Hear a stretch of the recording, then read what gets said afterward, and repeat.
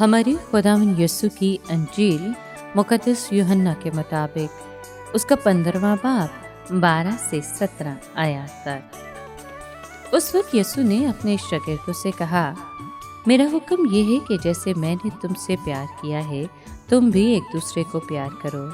इससे ज़्यादा प्यार कोई नहीं करता कि अपनी जान अपने दोस्तों के लिए दे दे। तुम मेरे दोस्त हो बशर्ते कि जो कुछ मैं हुक्म करूं तुम करो। आगे को मैं तुम्हें गुलाम न कहूँगा, क्योंकि गुलाम नहीं जानता कि उसका मालिक क्या करता है, बल्कि मैंने तुम्हें दोस्त कहा है, क्योंकि जो बातें मैंने अपने बाप से सुनी हैं मैंने वो सब तुम्हें बता दी। तुमने मुझे नहीं चुना बल्कि मैंने तुम्हें चुन लिया है और तुम्हें मुकर्रर किया है कि तुम जाओ और फल लाओ और तुम्हारा फल बाकी रहे, ताकि तुम मेरा नाम लेकर जो कुछ बाप से मांगो वो तुम्हें दे। मैं तुम्हें यह हुक्म देता हूँ कि तुम एक दूसरे को प्यार करो। पाक कलाम के पढ़े और सुने जाने पर खुदावंद की बरकत हो, खुदा का शुक्र हो। अजीज दोस्तों, खुदावंद बहुत जल्द शागिर्दों को छोड़ जाने को है। वो एक मुखालिफ और दुश्मन दुनिया में रह जाएंगे।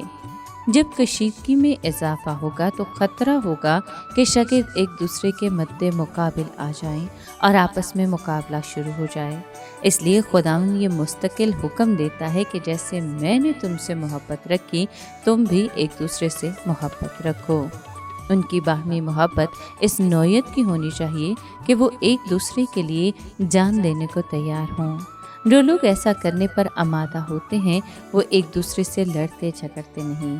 इंसान के एसार और अपने आप को कुर्बान करने की सबसे बड़ी मिसाल ये है कि अपनी जान अपने दोस्तों के लिए दे दे। मसीह के शागिर्दों को इसी किस्म की जान निसारी की बुलाहट है। उसने अपनी जान अपने दोस्तों के लिए दे दी। इसमें खुदावंद यीशु हमारा खास नमूना है। उसने अपनी जान अपने दोस्तों के लिए दी। फिर खुदावंद नौकर और दोस्त में फ़र्क की वजाहत करता है। नौकरों से सिर्फ ये तवक्को की जाती है कि जो काम उनको बताए जाते हैं वो करें, मगर दोस्तों को एतमाद में लिया जाता है। दोस्त को हम अपने मुस्तकबिल के मंसूबे बताते हैं।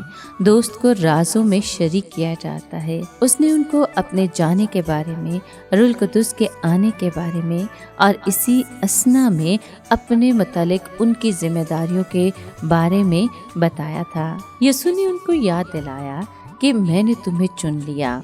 उसी ने शागिर्दों को उस काम के लिए मुकर्रर किया जो अब उनके सामने था, यानी जाकर फल लाओ। ज़रूर है कि हम फल लाएं, और फल से मुराद मसीही ज़िंदगी की खूबियाँ हो सकती हैं, यानी मोहब्बत, खुशी और इत्मीनान। मौसर खिदमत का राज दुआ है। शागिर्दों को इस ज़मानत के साथ भेजा गया था कि जो कुछ वो मसीह के नाम से मांगेंगे बाप उनको देगा। खुदावंद शागिर्दों को दुनिया की दुश्मनी के बारे में खबरदार करने को था। इस बात का आगाज़ उसने ये बताकर किया कि तुम एक दूसरे से मोहब्बत रखो और एक दूसरे का साथ दो और दुश्मन के सामने मुत्तहिद होकर खड़े हो।